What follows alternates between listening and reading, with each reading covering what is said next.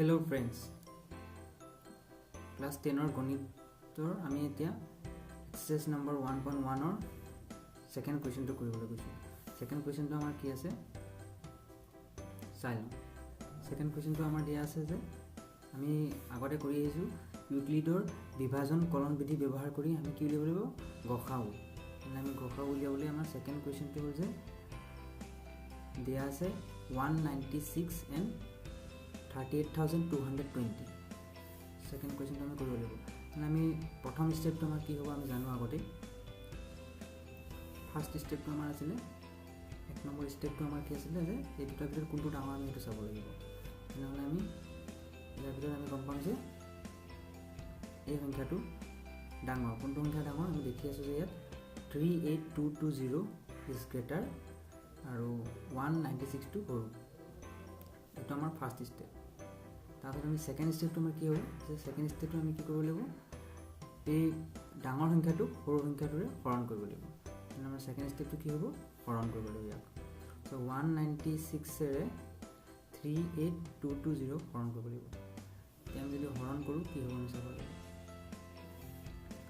মানে ইয়াক আমি হৰণ কৰি চাওঁ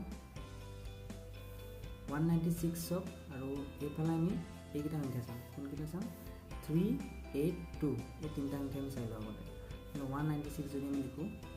196 into 1 টাইম যদি যায় 196 হ'ব আমি জানো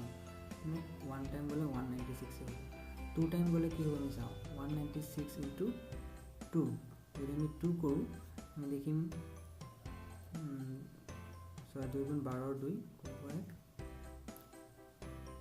18 के 1909 এটো 392 হৈ যাব তেনে আমাৰ এটো কি হ'ব এটো আমি লব নোৱাৰো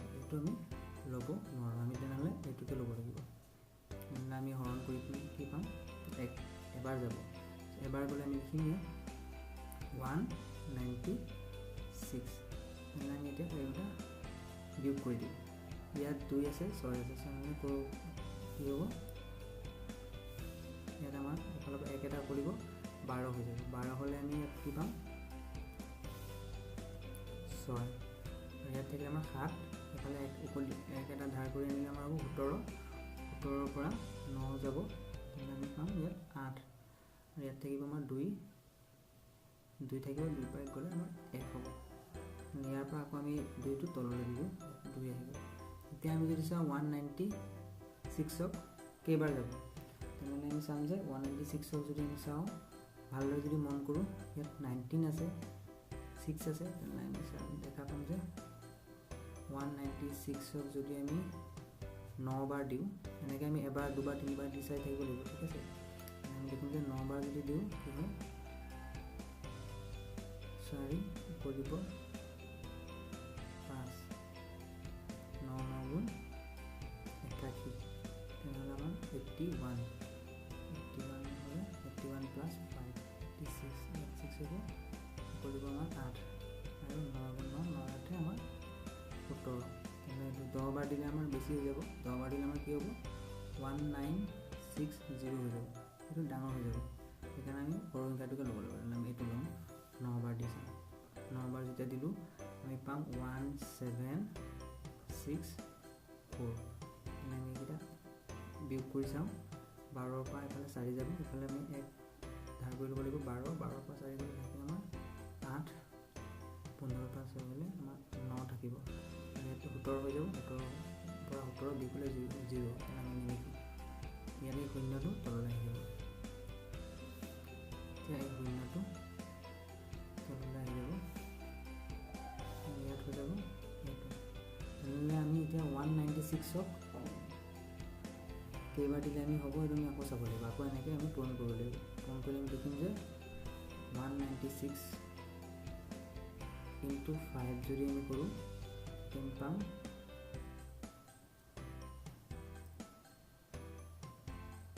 30 শূন্য কৰিব 3 45 48 8 কৰিব 4 আৰু এফালে 5 গুণ 5 4 তেনে আমাৰ এটো মিলি গৈছে তেনে আমাৰ কি হ'ব 1 5 বাৰ দিলে তেনেহলে আমি পাম 9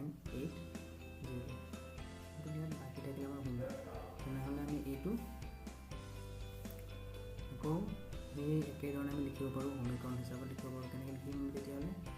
3 8 2 2 0 ইকুৱেল টু আমি কি লিখিম 3 8 2 2 0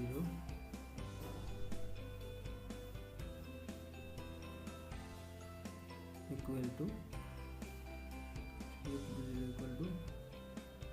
196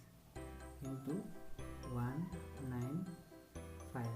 যেহেতু আমাৰ বাকী কিমান থাকিলে 0 আমি 0 লিখিলোঁ তেনে আমাৰ একেবাৰতে ওলাই গ'ল ইয়াৰ গসাউটো কি হ'ব মানে আমাৰ একেবাৰতে আমি পাই গ'লোঁ ইয়াৰ গসাউটো কোনটো হ'ব 196 এইটো আমাৰ গসাউ হৈ যাব এইটো আমাৰ হৈ গ'ল এনসাৰ তেনেহ'লে আমি কি লিখিম যে উত্তৰটো আমাৰ কি হ'ব উত্তৰটো হ'ব যে 196 আৰু 38220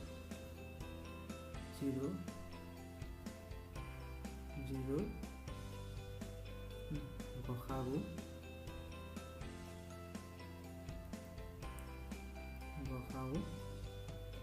কিমান পালোঁ আমি 196 এইটো হ'ব আমাৰ উত্তৰটো ঠিক আছে তেনেহ'লে আমি আকৌ নেক্সট এক্সাৰচাইজটো নেক্সট কুৱেশ্যনটো কৰিম তাৰ কাৰণে আমি নেক্সট ভিডিঅ'টো আকৌ আপলোড কৰিম তোমালোকে সেইকাৰণে ছাবস্ক্ৰাইব কৰিবা ধন্যবাদ